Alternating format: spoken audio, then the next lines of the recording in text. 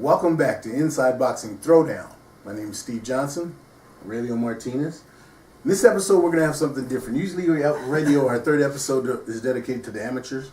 Our amateurs right now from the USA Boxing Olympic team. Pretty much set. Well, yeah, that's set. Yeah. They're right now. They're on break. They're all had broken camp from down in Colorado Springs. So we're going to have something different. We might incorporate this into our segment. I like this. I like this coming. You're going to love this. You guys remember it, but it's come on, man. Come on, man. Man, we got some craziness going on here, and I'm going to start off and talk to you first about our boy Chris Arreola. Now, first of all, let's let it be known, we're big fans of Chris Arreola. Chris Arreola, talk about entertaining, heavyweight. This guy, his number one problem is that Chris, it used to be that he wouldn't train. You know, he would eat and not train. Now Chris has gotten into a thing where now we know why he wants to eat. Because he's he once again tested positive for marijuana. And this one goes back on December 12th when he's at the AT&T Center in San Antonio when he fought Travis Kaufman. They've actually changed that to a no decision because he tested positive for marijuana. Aurelio, it's the second time that Chris has tested positive for marijuana. And when he had a victory changed to a no contest decision, that was back in 2011 when he fought Friday Almunia. Yep. So, man, Chris, dude, we're fans of yours, and most of these people watching here are fans of yours, but, man, you're going to have to stop smoking the weed. Come on, man. Come on now. At least know the ropes, the pickle juice or whatever it takes, man. At least know how to hide that shit. Come on, man. It's funny to us because we know that there are so many ways now to mask the marijuana. And obviously Chris can't go over to the local head shop and get what he needs to do. But Chris, come on now. These no decisions, it's going to have to go more than this 90-day suspension that they're looking at now. We're probably going to have to ban him for a year or two. And I don't even think that'll hurt him because he doesn't fight but once a year anyway. Yeah. So anyway, let's move on, and I'm going to let you start off. We talk about Antonio Tarver's got some serious issues. And his number one issue, now Chris Arreola, well, let me back up a little bit. The one thing we do agree about Chris Arreola, his situation is that I personally, and I think Aurelio, we've spoken about it before, we agree that there should be no testing for marijuana. I don't see where marijuana could ever enhance anyone's boxing career. If anything, it's the opposite. Sport career. That's what we think in anyone.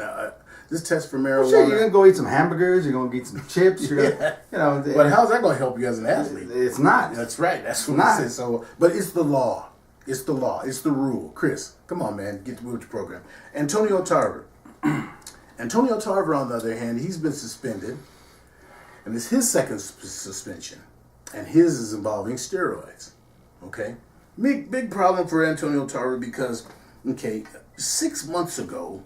At the New Jersey State Athletic Commission, they're finally having a hearing on a matter.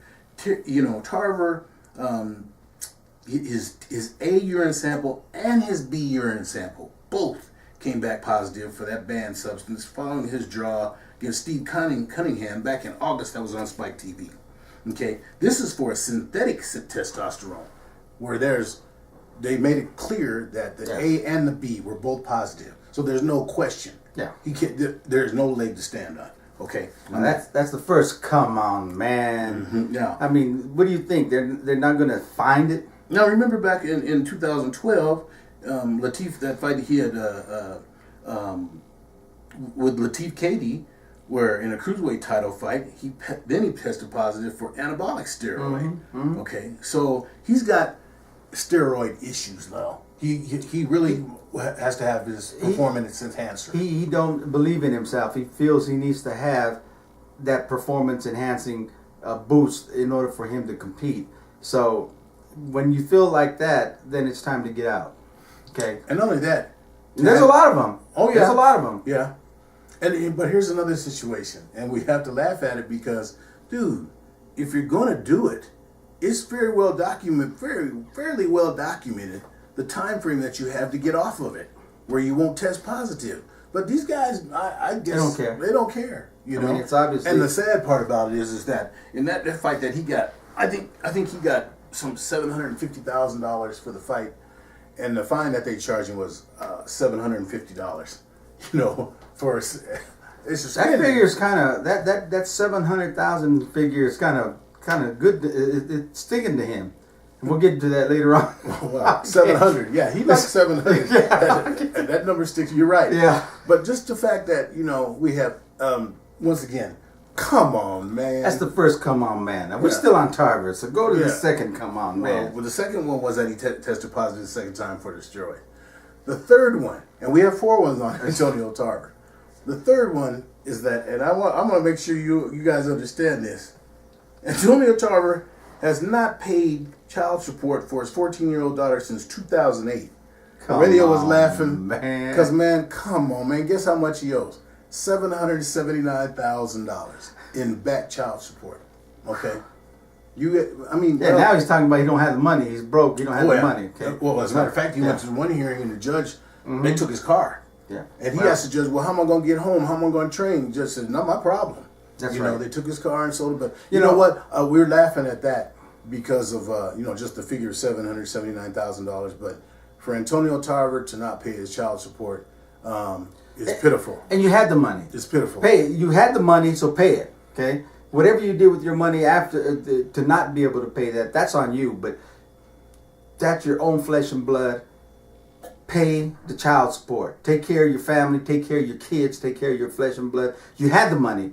You don't have it now, but you had the money. Okay, so no sympathy here. Okay? And and she's 14 years old. Come on, man. Yeah. This is girl. I'm sure, and everything about everybody knows that who her dad is. And then everything, and then they can't go to the store and do things because as we all know.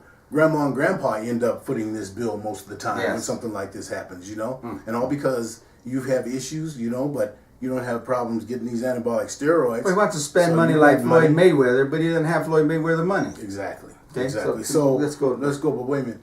Come on, man. That's right. Now, Antonio Tarver, we got one more for you. This is sad that we have all this on this one guy, but the fourth thing, which is they all tie in, okay?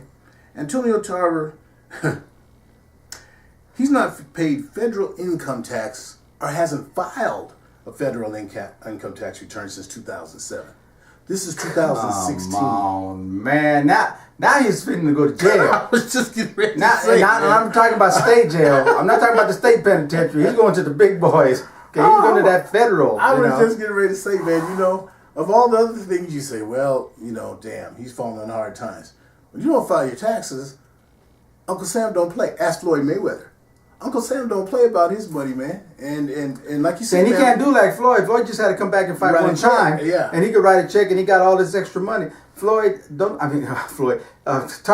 don't nobody even want to see you anymore in the ring. So you in trouble. And the big part about that is that, dude, when you go in front of the judge, you go in front of the tax judge. Everybody here remembers our boy, Blade, our boy from Trinity Blade, and that was Wesley Snipes. Yeah. He went in front of the judge. He had all kind of letters from all the top Hollywood people. Guess what the judge said? Take his ass away. There is no defense against the IRS, against the government. I'm sorry, people, that's the way it is. There is no defense.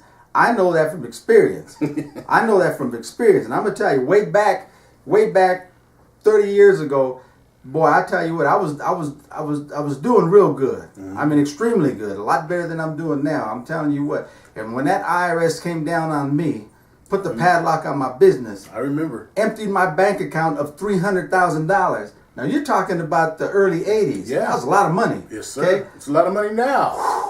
I'll tell you what, if I was an Indian and Mexican, I'd have shot myself. Okay? But we don't do them things. Okay? Come on, man. But anyway, Tarver's in trouble. So all we can say to him is, "Come on, man." And talking about Wesley Snipes. Wesley Snipes, man, he got up there and he says, "All I can say is, all my friends and told me if I ever get in trouble to call him, and one in particular was Fred Sanford." Okay.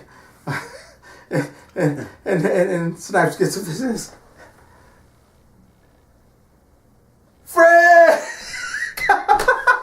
You stupid. You stupid. Help me. But I'll tell you, you don't play with the IRS. You can't. They don't care. They don't care. And the debt doesn't go away. No. That's the problem. It doesn't go away. So you go to jail, you serve your time, and like a regular sentence in the state or something, you have an accident in the car, you go to jail, you pay your debt to society, you come out. Guess what? IRS, still waiting there. When you come out, come on, let's go. Hey man, Antonio Tarver's in big trouble, you know, all the way around. My biggest problem is that this child support thing being down almost $800,000, and then, and like you said, not filing your taxes. There's no excuse. Okay. No excuse for that. The last part of our Come On Man, and you guys are gonna have a good laugh at this one. Okay. This is funny, man. Interim flyweight holder Stamp Kintwat, 14-0, 6 KOs. He's only 18 years old. He's from Thailand. He was scheduled to face Gregorio Lebron, 13-3, 11 KOs, who's 33 years old, from the Dominican Republic. And that was in a rematch that was supposed to go on in Bangkok, Thailand last Friday. However, in one of the strangest situations that we'll have, come on, man. The bout's major sponsor failed to pay its tab. After he missed several deadlines. This wasn't just all of a sudden. No, they gave him deadlines. They didn't miss the...